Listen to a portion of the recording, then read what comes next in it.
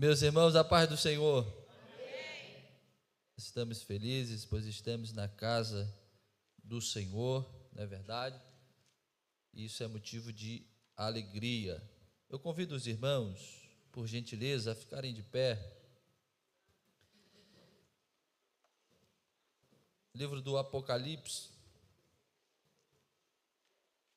capítulo 2, versículo 18 ao versículo 29.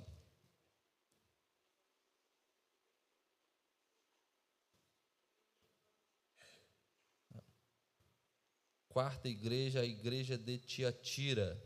Os irmãos acharam? Eu queria fazer com a igreja uma leitura responsiva. Eu leio o primeiro, a igreja o segundo. Amém? Amém. Psicólogos dizem que quando nós lemos, fixa no nosso entendimento. Então eu vou ler o primeiro. Versículo 18 diz assim: E ao anjo da igreja de Tiatira escreve: Isto diz o Filho de Deus, que tem os olhos como chama de fogo e os pés semelhantes ao latão reluzente. Eu conheço as tuas obras, e o teu amor, e o teu serviço, e a tua fé, e a tua paciência, e que as tuas últimas obras são mais do que as primeiras. Mas tenho contra ti o tolerares que Jezabel, mulher que se diz profetiza, ensine e engane os meus servos, para que se prostituam e comam dos sacrifícios da idolatria.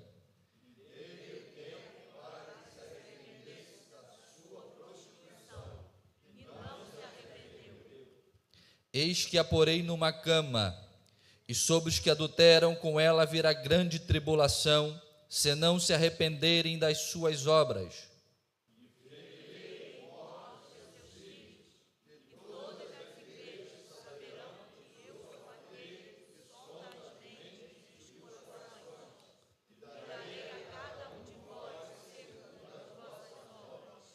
Mas eu vos digo, a vós e aos restantes que estão em Tiatira, a todos quando não têm esta doutrina e não conheceram, como dizem, as profundezas de Satanás, que outra carga vos não porei.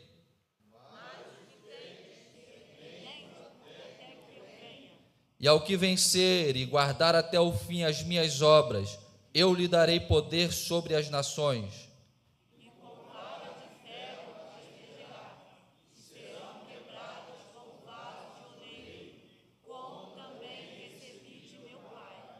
Dar-lhe-ei a estrela da manhã.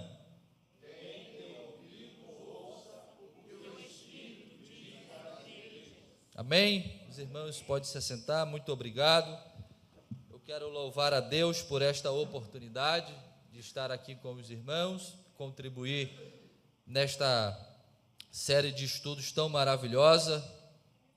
Deus seja louvado por isto. Pastor Felipe, pela confiança de nos colocar como um dos ministrantes, aos demais companheiros que aqui já expuseram as Sagradas Escrituras.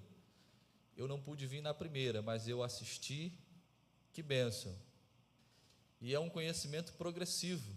Quando chegar na 7ª igreja, nós teremos aí um bojo de conhecimento, pegando desde Éfeso até Laodiceia. E queira Deus que não pare por aí, né, pastor? Que tenhamos outras sequências com outros assuntos importantes para o crescimento da igreja. Meus irmãos, se nós olharmos uma coisa interessante sobre as 7 igrejas, se nós vermos a ordem em que Jesus as coloca, são a ordem geográfica das cidades.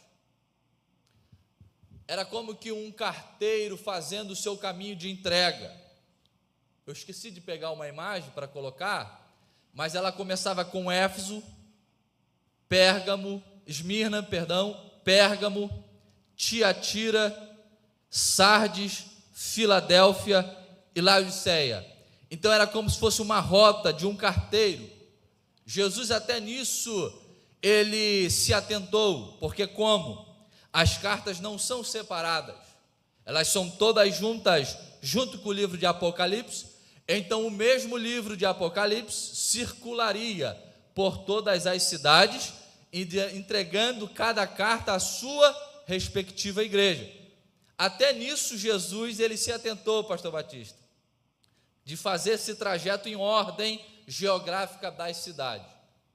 Eu até botei aqui nas minhas anotações que eu botei lição geral, que no capítulo 1 de Apocalipse, versículo 20, Jesus ele dá a explicação a João das 7 estrelas que João viu e dos 7 candelabros que João viu. No versículo 20 do capítulo 1, Jesus diz que as 7 estrelas são os 7 pastores que ele tem na sua mão direita, e os 7 candelabros são as 7 igrejas que ele tem na sua mão esquerda. Isso é interessante porque ele começa falando no final do capítulo 1 para o início do capítulo 2, que é o capítulo que vai iniciar o tratar de Jesus com as igrejas. Ele termina dizendo que ele tem os pastores na sua mão. E essa expressão ter pastores na sua mão direita, ela diz respeito a controle, a domínio, a governo. Apesar de muitas lideranças espalhadas pelo Brasil, que se acham atualmente como os detentores da igreja, não é verdade? Se comportam como donos da igreja, manipulam a igreja, eles agem como bem entendem, mas o Senhor Jesus, ele mostrou ao João que os pastores estão na mão de Jesus e não é Jesus que está na mão dos pastores. Todas as igrejas que têm lideranças como essa, que acham que tem o poder da igreja, o domínio da igreja, o governo da igreja em suas mãos, é questão de tempo para o Senhor mostrar que eles estão juntamente com a igreja na mão do Senhor.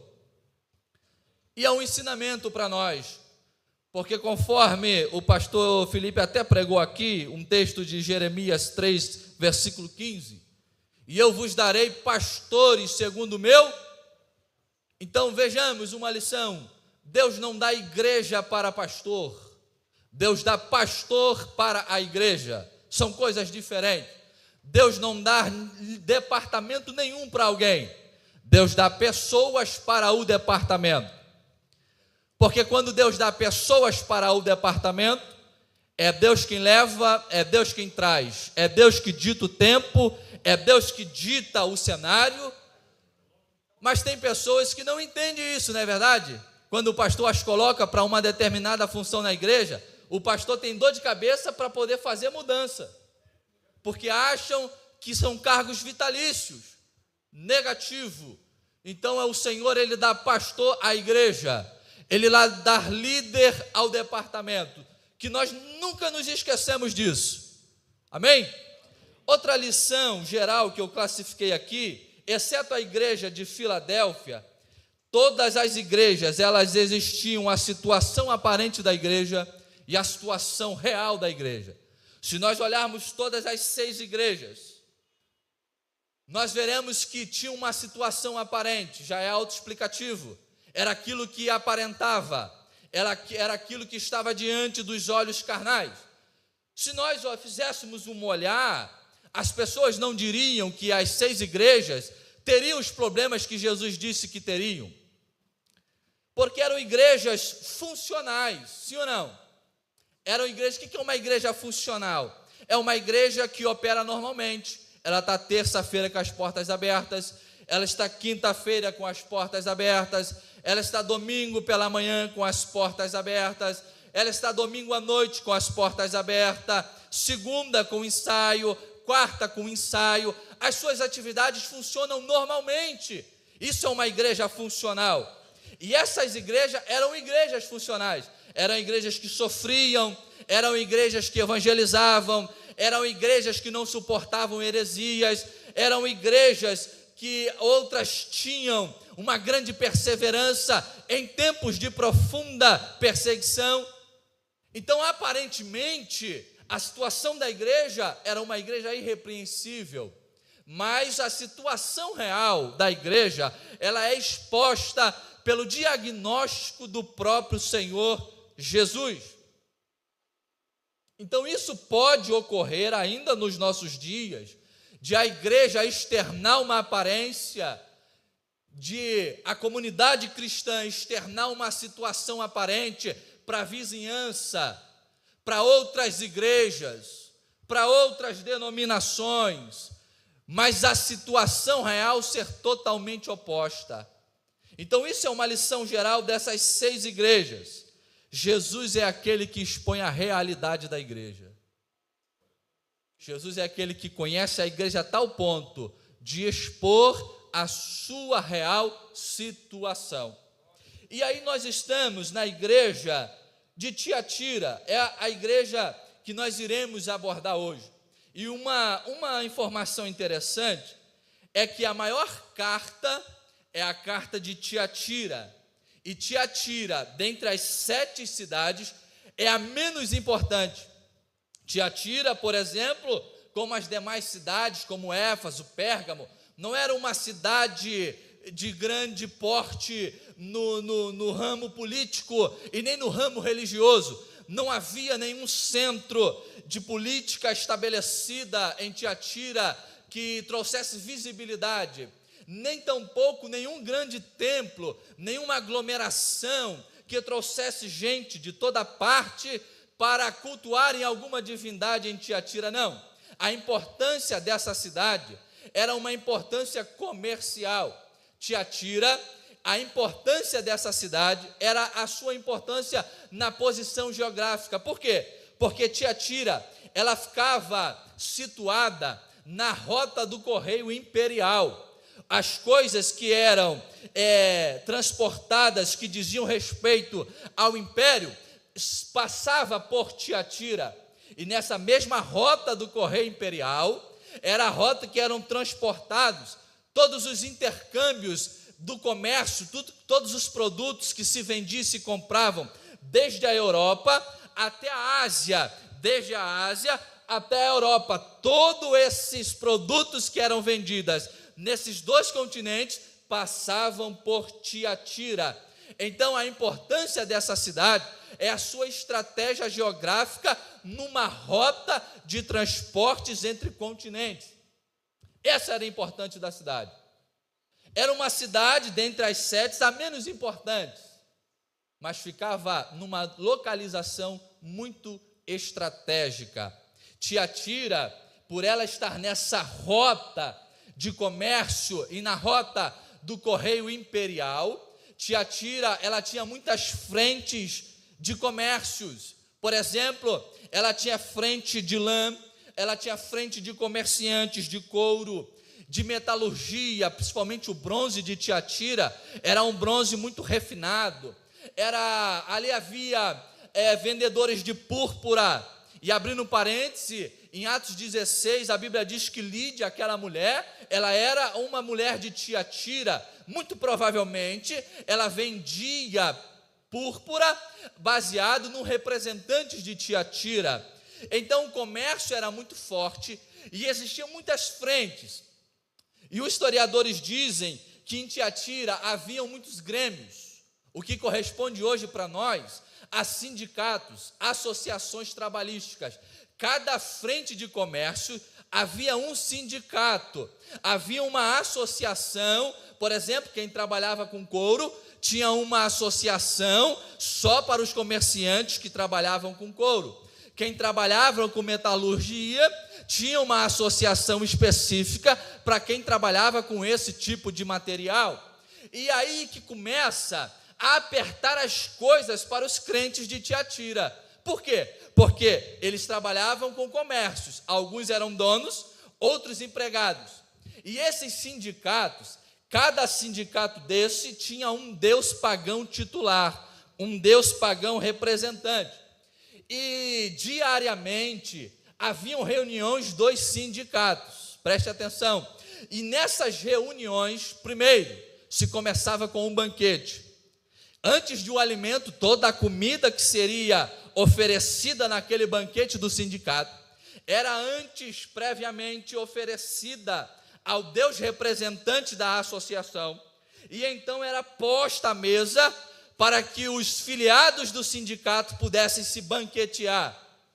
Não obstante essas comidas idólatras sacrificadas aos ídolos, o final da festa, a primeira metade da festa, era esse banquete, e a segunda metade da festa era uma festa depravada, era uma festa cheia de orgias, licenciosidade, de pecados de imoralidade de toda a natureza. Então ali, no final da festa, haviam prostituições, traições conjugais, fornicações, todo tipo de imoralidade era cometida. E aí começa a apertar o cerco para quem é crente em Tiatira. Por quê? Duas coisas eles estariam passando naquele grande problema, irmã Elisângela. Primeiro, era considerado em Tiatira suicídio comercial o trabalhador que saísse do sindicato, que decidisse não fazer parte do sindicato, que decidisse não participar dessas reuniões, que decidisse não participar dessas festas, era considerado um suicídio comercial. Ele perdia, número um, dinheiro, o seu lucro despencava. Segundo, ele perdia a sua reputação no meio empresarial. Terceiro, a sua posição privilegiada de comerciante, ele também perdia.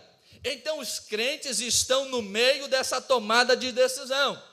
Ou eu perco dinheiro, perco lucro, ou eu perco a minha posição comercial, ou eu perco vantagens no meio dos empresários, ou eu me mantenho fiel a Cristo.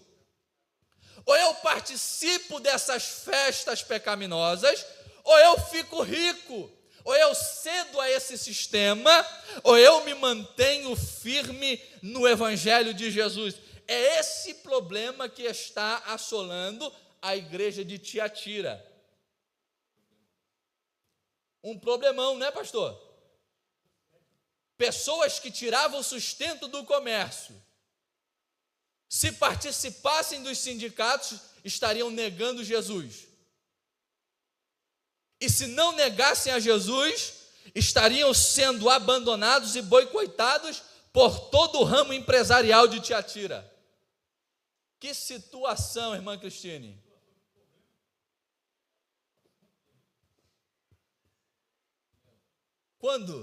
Qual será a nossa reação quando nos depararmos com isso? Quando o nosso trabalho estiver em xeque por um princípio do Evangelho?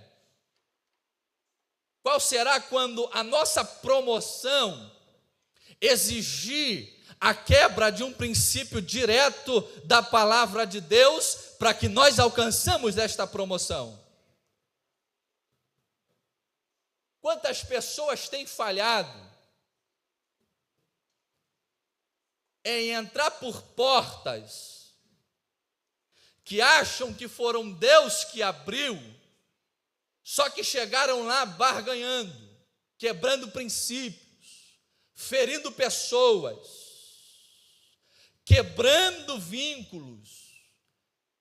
Nenhuma porta que Deus abre para nós vai ter a necessidade de nós quebrarmos nenhum princípio estabelecido por Deus. Grave isso, nenhuma porta que Deus abrir na nossa vida, nós vamos precisar fazer amizades para alcançar essa porta. Nós vamos precisar destruir pessoas para alcançar essa porta. Isto não vem de Deus, porque quando Deus faz, as coisas acontecem naturalmente. Nós não precisamos ser desonestos, nós não precisamos praticar injustiça, nós não precisamos abandonar princípios, porque é Deus que está nos levando. E aí, irmãos, esse já é um grande problema, sim ou não? E esse grande problema vai puxar um outro grande problema. Porque quando as pessoas não sabem o que fazerem nessa hora, irmã Cristine, aí vai surgir uma mulher que se dizia profetisa, descrita como Jezabel, e vai apresentar uma falsa solução para o grande problema.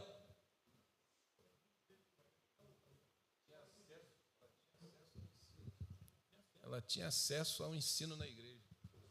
Então não era qualquer pessoa.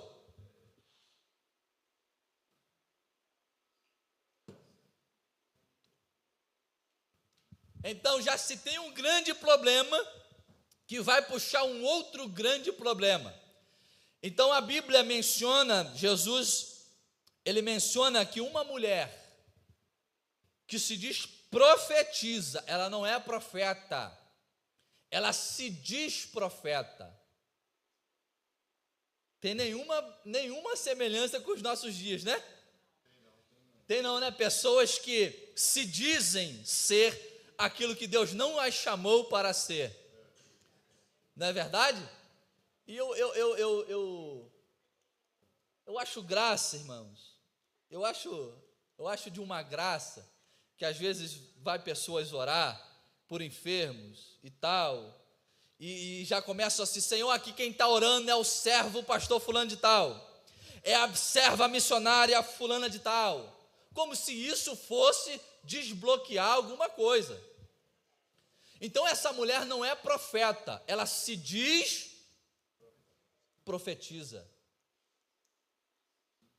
Já começa por aí. Ela se autodefinia como profetiza.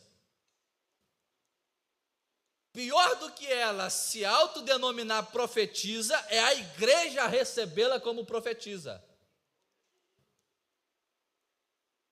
E aí ela vem com uma solução. Qual é a solução? Aí ela começa a ensinar as pessoas e a induzir as pessoas a se prostituírem, a se o quê? E a fazerem o que mais? Então, comer comidas de sacrifícios de idolatrias e prostituição. Duas coisas, sim ou não? Qual eram as duas coisas que tinham na reunião dos sindicatos? Prostituição e banquete de idolatria. Então, esta mulher, que se diz profetiza, ela ensinava, ela incentivava, ela induzia grande parte da igreja a participarem dessas reuniões das associações dos comerciantes. Associações pecaminosas, com viés pecaminosos. Mas esta mulher que tem poder de fala na igreja está incentivando os irmãos a praticarem estes pecados. É esse o cenário de Tiatira. Aí Jesus começa, no versículo 1, Jesus diz: o Filho de Deus, porque Tiatira, apesar de não ser um centro religioso, um deus de Tiatira era Apolo, filho de Zeus. Então Jesus, ele já começa dizendo: isto diz o Filho de Deus. Em outras palavras, Jesus se identifica como a verdadeira divindade, o verdadeiro Filho de um único Deus de verdade. Ele começa dizendo: isto diz o Filho de Deus, aquele que tem os olhos como chama de fogo. Essa expressão era bem conhecida, olhos como chama de fogo, aquele que tudo vê, aquele que nada se pode ocultar.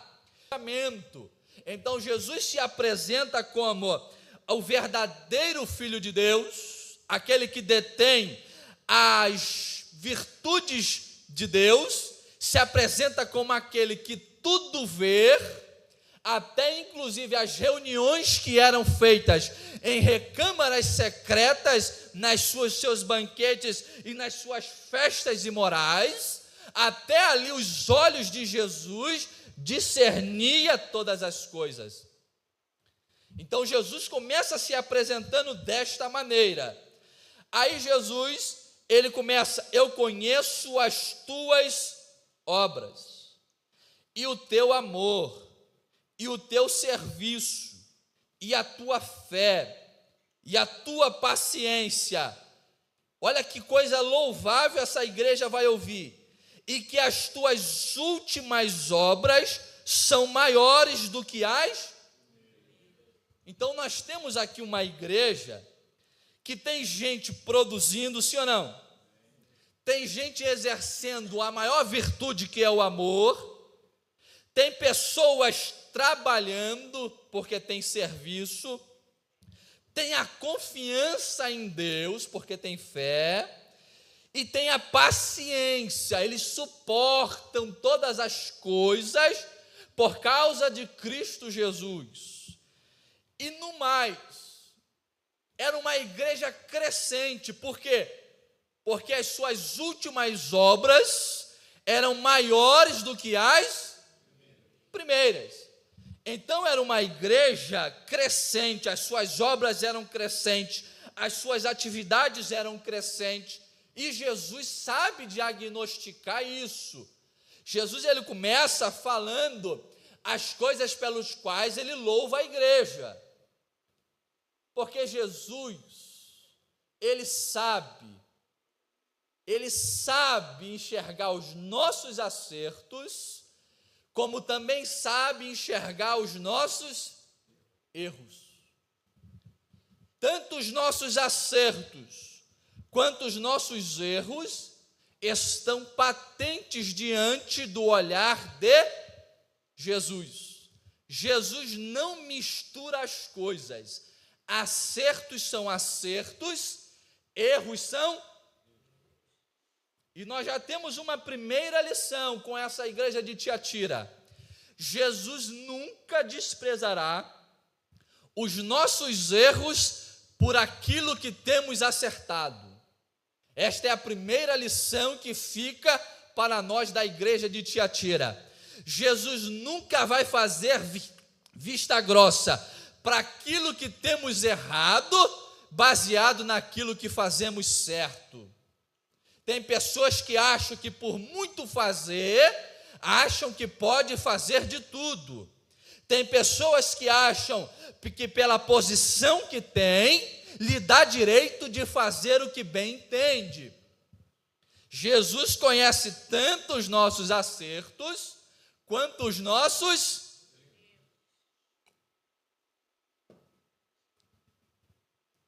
Tem gente que se vangloria dos acertos. Eu faço isso, eu fiz isso, eu sou isso, eu não perco nenhum culto, eu não perco nenhum trabalho, eu estou na igreja de segunda a segunda, e fora os horários oficiais eu ainda faço hora extra, mas nenhum momento para refletir naquilo que tem errado. Tem pessoas que puseram a sua mente só naquilo que acertam e ignoram aquilo que tem errado. Tem pessoas assim na igreja. Se você vai conversar com ela, quem é pastor, fulano, não faça isso. Ah, mas o senhor só está vendo isso, o senhor não vê que eu faço isso eu faço certo, isso eu faço isso, e eu estou nisso, e eu estou isso, eu estou isso, eu estou isso. Jesus, ele vai medir os nossos erros na mesma proporção dos nossos acertos. Por isso nós precisamos saber viver diante do Senhor Jesus na igreja. Nós precisamos ter patentes os nossos acertos, mas precisamos também, pelo Espírito de Deus, discernir quais são as nossas falhas, para que possamos corrigi-las. Um texto na Bíblia que é interpretado erradamente é Lucas 19, quando Zaqueu ele tem um encontro com Jesus. Ele não diz que roubou ninguém. Interpretam como se ele tivesse roubado. Ele não diz que roubou ninguém. Ele diz: Senhor, se tenho possibilidade, se tenho defraudado alguém, o restituirei 4 vezes mais. Quando ele chega diante de Jesus, pastor, ele está tão preocupado com a sua condição, ele nem sabe, irmã Elisângela, se ele tirou alguma coisa de alguém a mais. Ele, quando ele tem um encontro com Jesus, já fica patente. Ele diz: Senhor, se há alguma possibilidade de eu ter defraudado alguém injustamente, eu já estou ciente de que eu restituirei 4 vezes mais.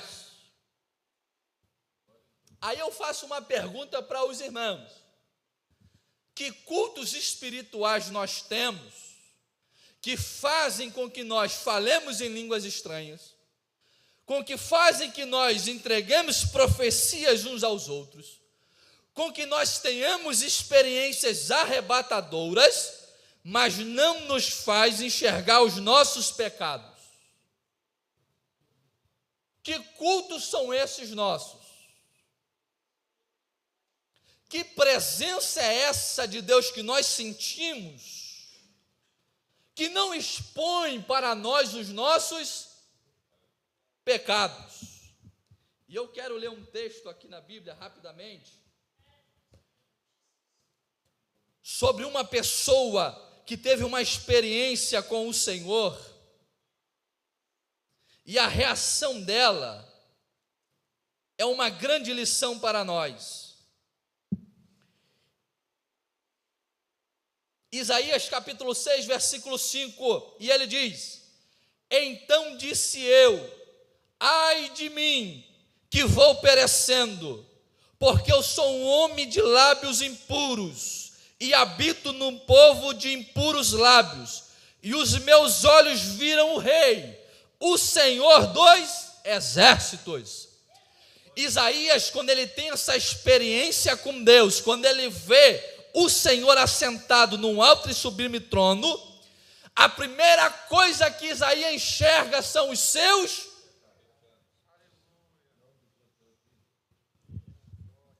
enxerga os pecados dos outros, enxerga o dele. E aí eu vou ler outro texto para a gente patentear, porque eu li um texto do Antigo Testamento. Agora eu vou ler um texto do Novo Testamento. Primeira carta de Paulo aos Coríntios, capítulo 11, versículo 28. Examine-se, pois, o homem a si mesmo, e assim coma deste pão e beba deste cálice. O pastor Felipe disse que ele enxergou os seus próprios pecados, não os dos. E no texto da Santa Ceia, o apóstolo Paulo, recebendo do Senhor, ele diz: examine-se um homem a si. Não tem nada que exponha com tanta clareza as nossas falhas quanto a presença de Jesus. Quando a presença de Deus se manifesta em nossa vida, a primeira coisa a ficar patente são as nossas falhas. A primeira coisa a ser enxergada é onde temos falhado. Mas nós vivemos um tempo, irmãos, que nós não estamos nos apegando aos nossos acertos e não aos nossos. Eu posso estar na igreja de segunda a segunda, mas magoado com o irmão. Eu posso estar cantando e pregando, mas não falo com a minha família. Eu posso estar cantando um hino que a minha vida não condiz com o hino que é cantado pela minha boca. E aí nós vamos vivendo assim. A gente se baseia naquilo que fazemos certo. E não paramos para enxergar aquilo que nós temos Jesus, quando ele fala para a igreja de Tiatira, Jesus ele diz: aqui estão os acertos, aqui vocês estão indo bem, mas aqui está a falha, aqui está o erro, nós precisamos acertar, é aqui. Um Jesus que só fala as suas qualidades, mas não confronta os seus defeitos, é um Jesus adulterado, é um Jesus forjado, porque o Jesus de verdade, o Jesus do Evangelho, é aquele que vai elogiar o teu acerto, mas vai confrontar os nossos erros. O líder pode não apontar o teu erro, eu posso não apontar o teu erro, você pode não apontar o meu erro, mas quando Jesus se manifesta, ele já vem expondo todas as nossas falhas. E aí o versículo 20, Jesus vai passar para o problema da igreja. Mas tenho contra ti o tolerares a Jezabel, mulher que se diz profetiza. Uma coisa interessante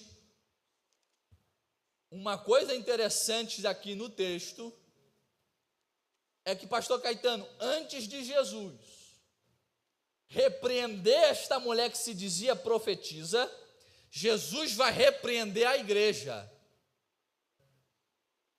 A lógica seria Jesus primeiro tratar com esta mulher e depois tratar com a igreja, sim ou não?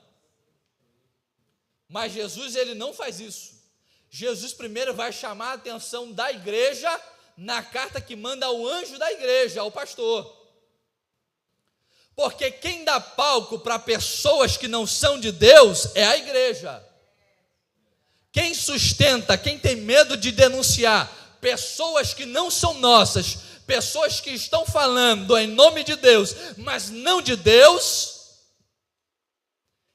então Jesus primeiro vai apertar para a igreja, porque a igreja que está deixando ela ter a voz ativa.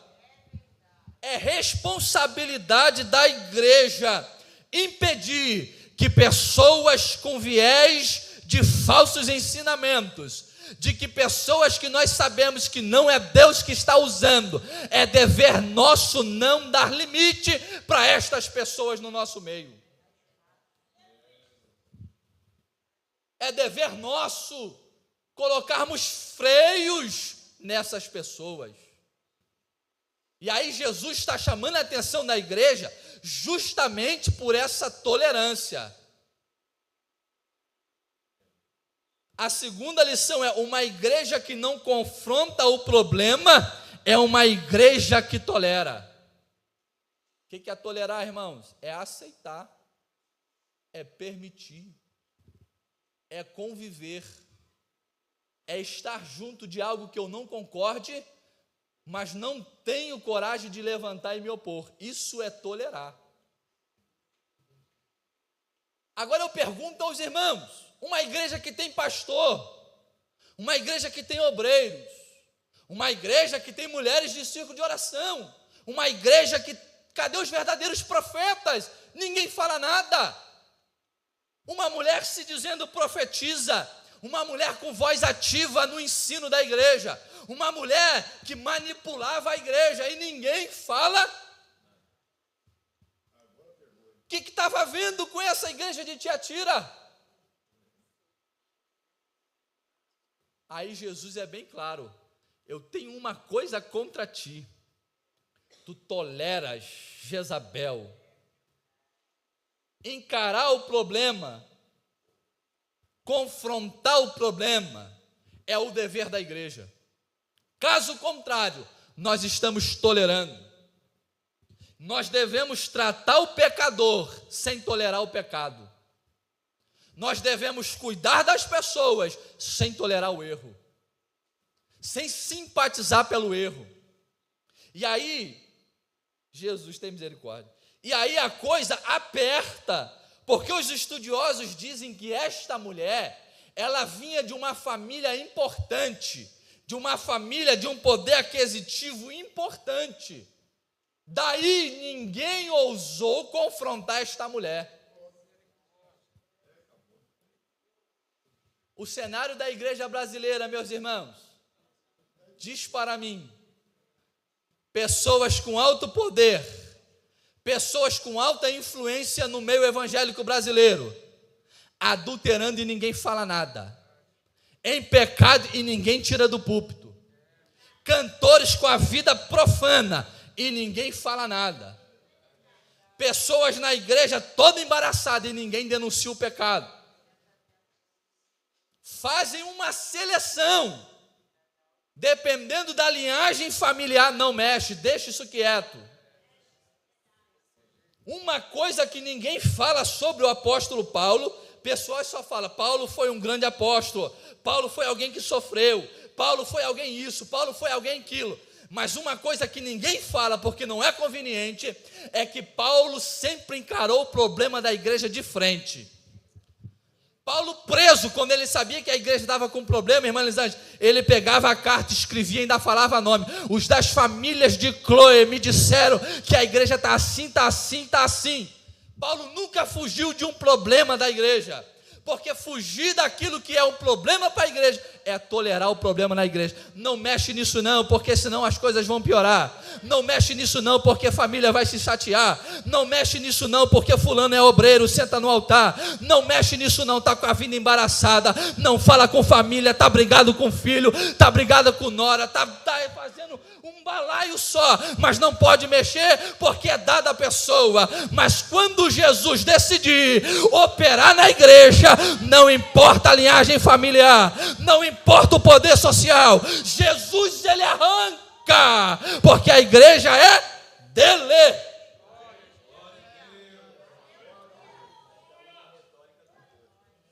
Oi, pastor? E ainda usa a retórica do amor. E ainda usa a retórica do amor. Aí sai falando da gente. A igreja não me ama, passei por fulano e ele não me deu a paz do Senhor. Jesus conhece. Meu Deus. Ele se expulsa o iníquo dessa igreja.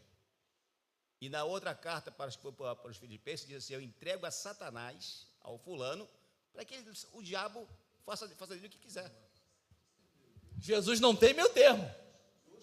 Paulo também não tinha meio termo.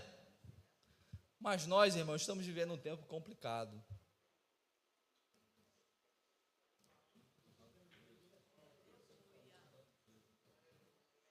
Quando nós lemos Ezequiel 37, a Bíblia diz que nós temos ali uma visão de um vale de ossos secos, ossos para tudo que era um lado, sim ou não?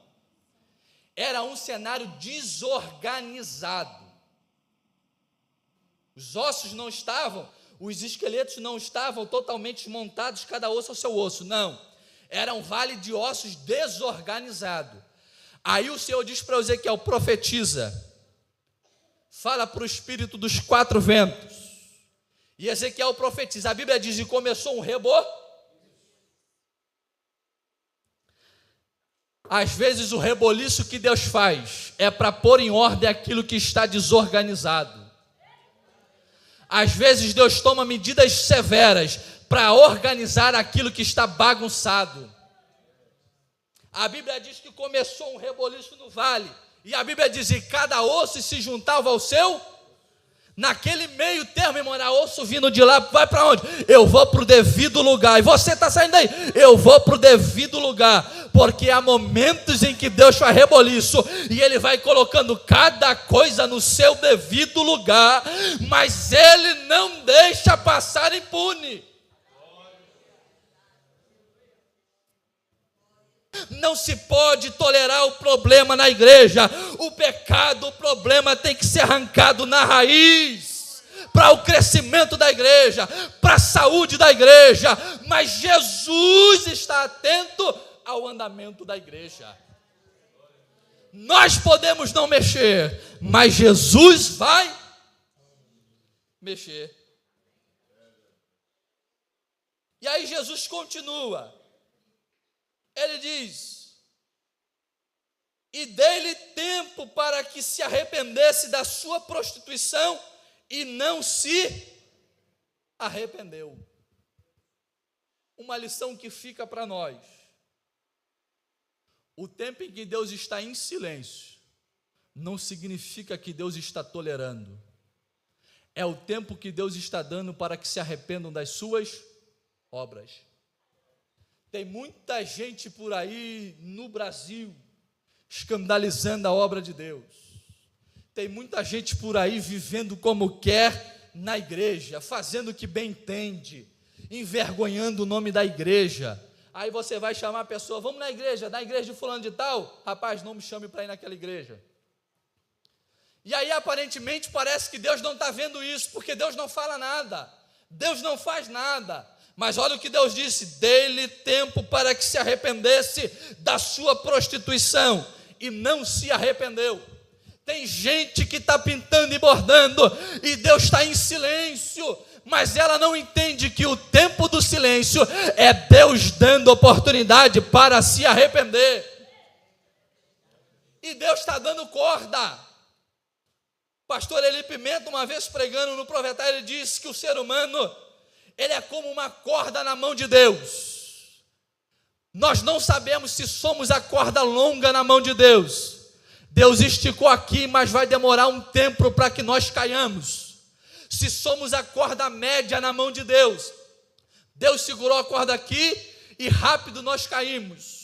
Ou se nós somos a corda curta na mão de Deus, que Deus segura e na mesma hora a gente cai, nós não sabemos. Mas uma coisa é certa: antes de Deus trazer juízo, Deus dá um tempo para que se arrependam.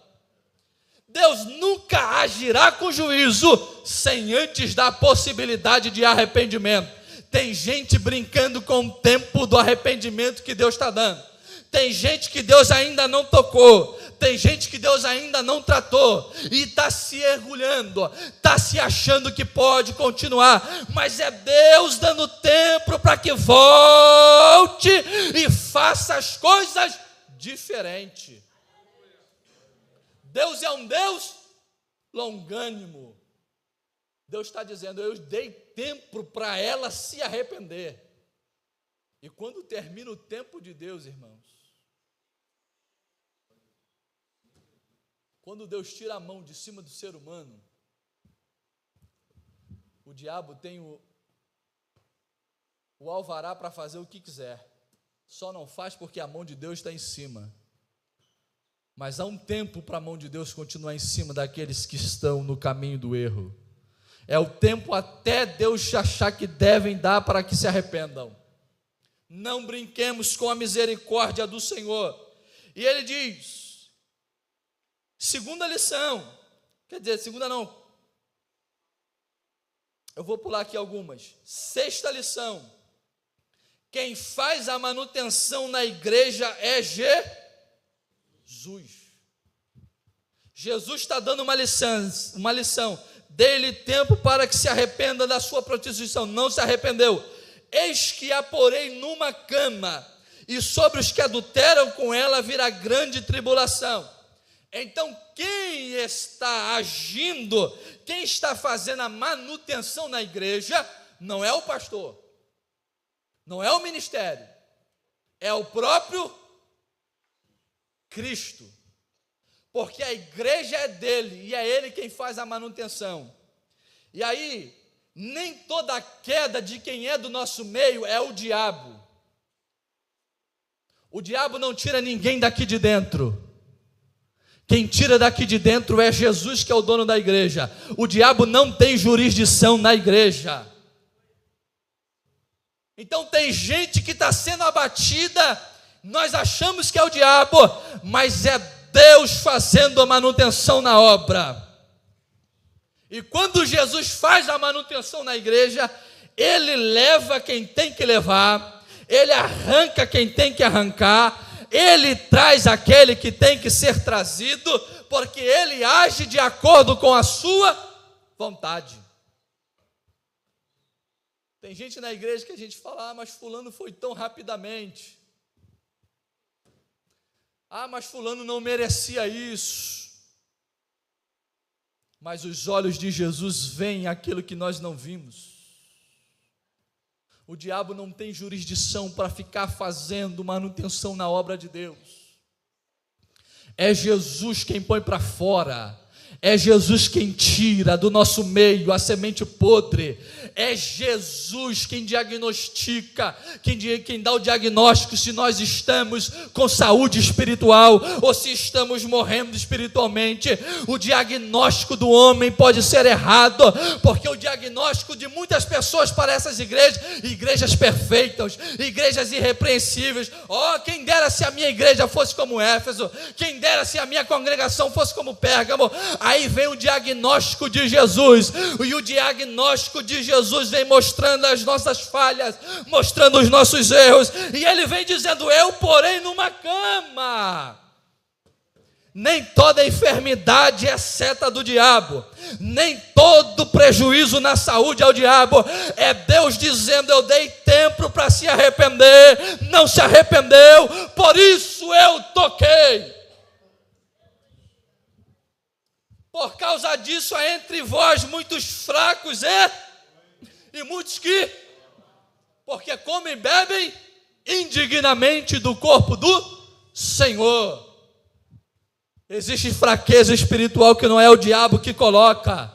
É quando a vida não está alinhada com a vontade de Deus, e aí ingere o cálice, ingere o pão da ceia, e ao invés de trazer força, traz fraqueza espiritual, traz enfermidade espiritual. Aí não sabe, mas eu estou ceando. A ceia, ela dá força para quem está alinhado à vontade de Deus. A ceia é benéfica àqueles que estão alinhados à vontade de Deus, mas para aqueles que sabem que estão errados e ceiam mesmo assim, ela traz fraqueza, traz doença, traz fragilidade. Isso é Bíblia.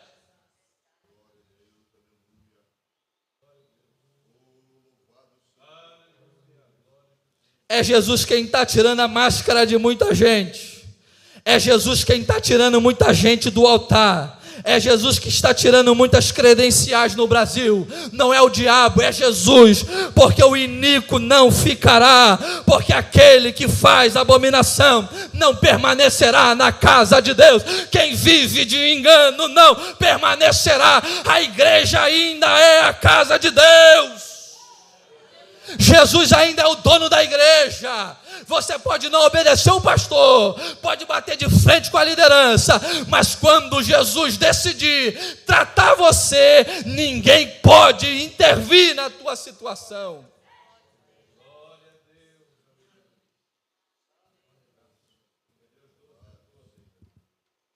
Sim, pastor. Hebreus 12, 14. Hebreus 2 vai dizer assim,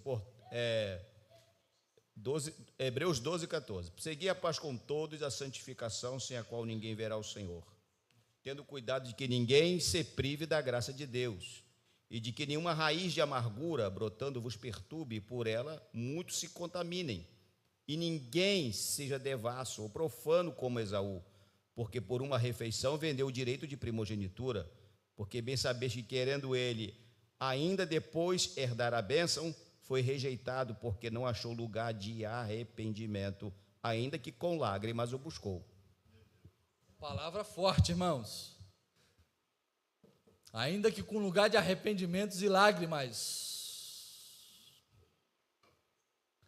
Nós não podemos brincar com o tempo que Deus dá para o homem se arrepender. O tempo tem um espaço. O tempo tem começo e fim. Pode durar uma semana, um mês, um ano, 2 anos, uma década. Não despreze as oportunidades do Senhor. E o Senhor, Ele diz que Ele vai começar a tratar da mulher para aqueles que seguem a sua doutrina. Porque Jesus, Ele vai na raiz do... Jesus... Jesus, quando está na tempestade, ele está dormindo. E os discípulos estão alvoroçados. Mas a Bíblia diz que quando os discípulos acordam ele acorda o quê? Repreendendo o vento e aquietando o... Jesus Jesus estava dormindo. Mas quando ele acorda, ele não acorda perdido. O que está acontecendo? O que foi? Ele já acorda sabendo aonde é a origem do problema. Ele já acorda dizendo: vento, cala-te, aquieta-te. Quando Jesus decide fazer e falar, ele não vai em terceiros, ele vai na raiz do problema. Jesus não começa a tratar do final para o início, ele vai na raiz, em quem está gerando problema, em quem está gerando discórdia, aquele que está atrapalhando a obra, o departamento, aquele que está atrapalhando o crescimento da igreja. É nele que Jesus vai e depois vai passando a régua. Jesus sabe tirar o problema da igreja. Jesus não tira problema pela metade, ele vai na raiz. Jesus dizia: porém numa cama, começou pela raiz, e todos que se adulteram com ela, virá grande tribulação, se não se... Mais uma lição, uma maneira de fugir do juízo de Deus: se arrependendo. Aqueles que se arrependem, Deus não derramará aquilo que estava proposto, o arrependimento. Para aquela mulher não havia mais jeito, mas para aqueles que seguiram essa doutrina, Jesus está dizendo: vai vir grande sofrimento, a não ser que se arrependam. E aqui fica uma lição para nós: a única maneira de escaparmos do juízo de Deus é quando nos arrependermos dos nossos pecados, é arrependermos das nossas falhas. E Jesus disse: e ferirei de morte seus filhos, e todas as igrejas saberão. Então Jesus está usando Tiatira como um exemplo para as demais igrejas. Eu não tolero. A mensagem que Jesus está enviando para as outras igrejas é: todo pecado eu não passarei pano quente. E Jesus, ele sabe que ele trata uma igreja, ele já fala para as outras igrejas ao redor.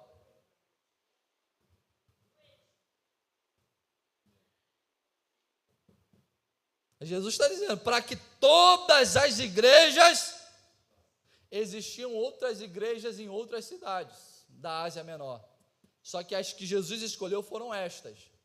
Mas Jesus vai fazer uma ação em Tiatira, para deixar claro para todas as igrejas à volta, que ele é aquele que julgará toda a tolerância que a igreja possa ter.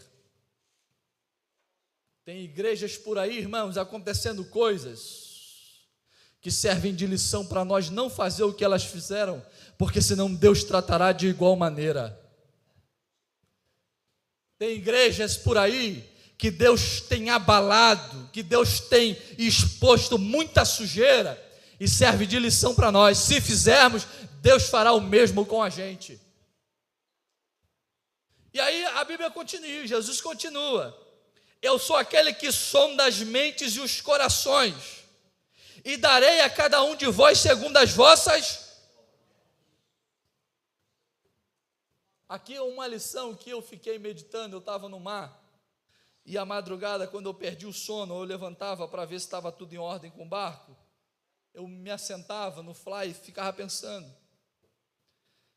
Essa lição agora é a lição que diz o seguinte: Jesus está presente no culto para nos avaliar. Nós crescemos com uma ideia de que a presença de Jesus no culto é só para receber o nosso culto, batizar com o Espírito Santo, usar profeta, curar alguém. Mas Jesus está dando uma lição aqui, ó. Eu sou aquele que sondo as mentes e os corações, e darei, retribuirei, devolverei a cada um de vós segundo as vossas... Quando nós estamos aqui cultuando, enquanto eu estou nesse exato momento com o microfone na mão fazendo uso desta palavra, Jesus está medindo a minha vida se está de acordo com aquilo que eu estou falando.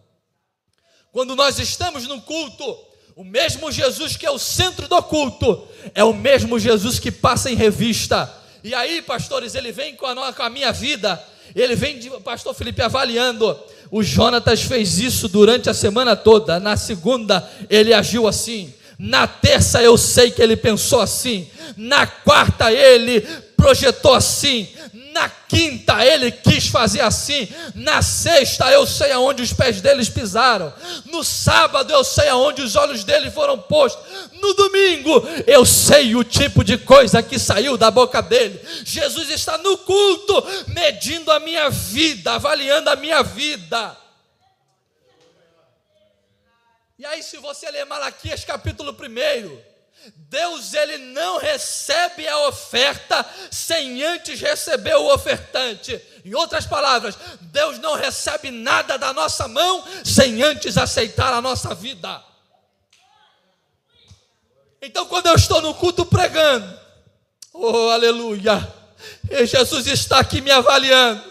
Se ele está recebendo a minha mensagem, o meu disposição para pregar, ele sabe o meu coração, ele sabe o porquê eu estou pregando, ele sabe qual é a motivação que eu prego, ele sabe o porquê eu estudo, ele conhece a minha vida e ele vai me retribuir por aquilo que eu tenho feito. Oh, aleluia, Deus conhece, irmãos, Deus te conhece. Deus te conhece, Deus te conhece, Deus te conhece. Aleluia, não tem como enganar ao Senhor, não tem como mascarar a situação para Deus, não tem como. Na medida em que estamos cultuando, o Senhor estará aqui avaliando se quando eu canto santo, santo, santo é o Senhor, ele está vendo se a minha vida expressa a santidade que os meus lábios estão cantando. Quando eu canto hino sobre amor, ele está avaliando se a minha vida é uma vida que tem amor. Quando você levanta a mão para dizer aleluia, ele não recebe esse aleluia de imediato. Ele avalia a sua vida, ele avalia a minha vida. E se ele não aceitar a minha vida, ele não aceita nada que eu faça no culto para ele.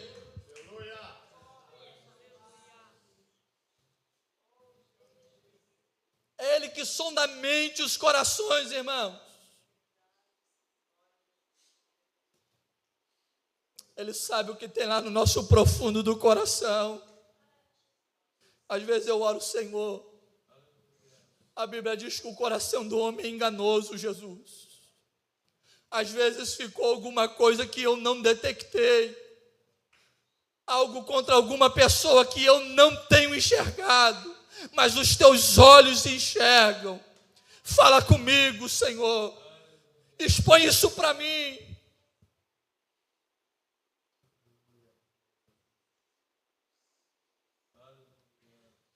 Ele é aquele que esquadrinha o nosso coração. Ele esquadrinha o meu deitar, o meu levantar. Ele sabe tudo sobre nós, irmãos. Quando ele chega a falar, ele fala com certeza. Ele não erra a palavra, ele não erra a profecia, ele não erra a mensagem, ele não erra endereço. O pastor Felipe uma vez disse aqui de maneira muito assertiva: a justiça de Deus, ela é precisa. Pode estar 1000 pessoas reunidas, ela vai chegar no alvo entre as 1000 pessoas, porque Deus conhece cada um segundo as suas obras.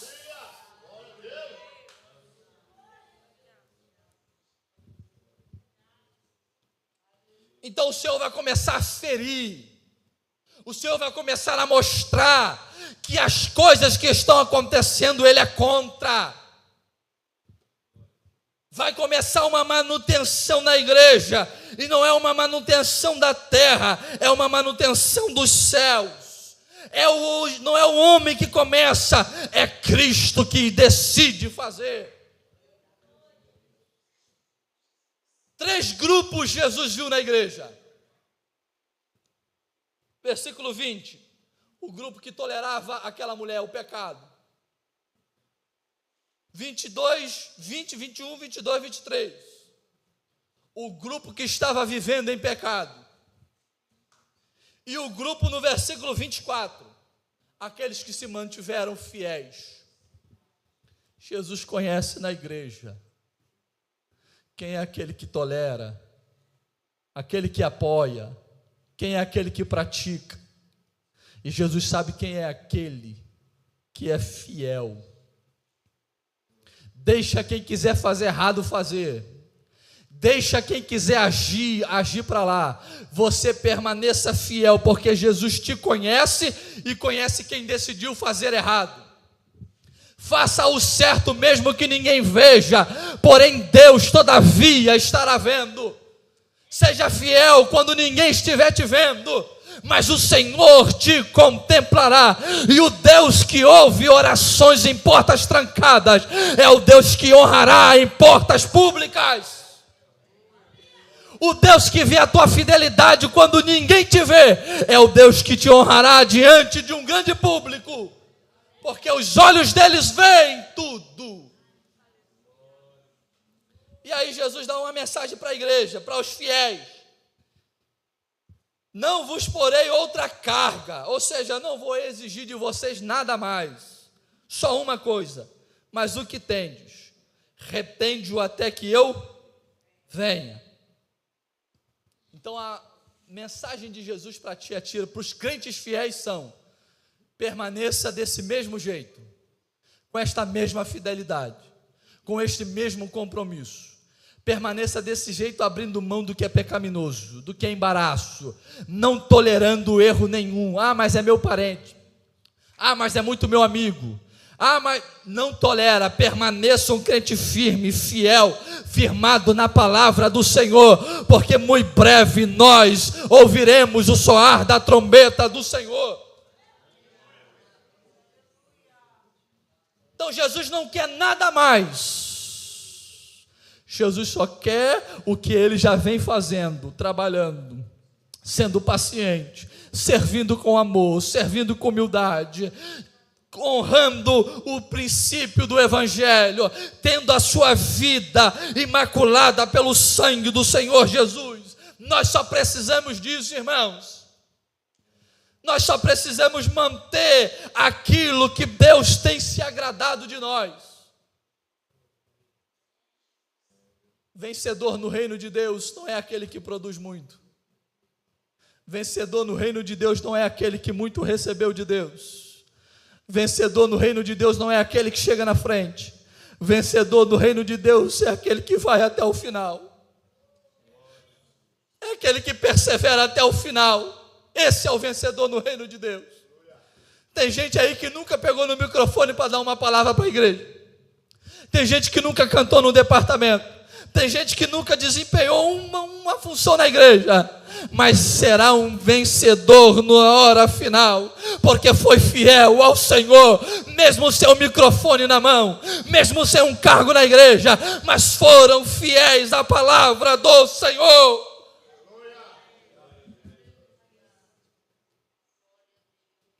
E ao que vencer e guardar até o fim as minhas obras, eu lhe darei poder sobre as nações. Reinaremos com Cristo, estaremos com o domínio junto com o Senhor Jesus.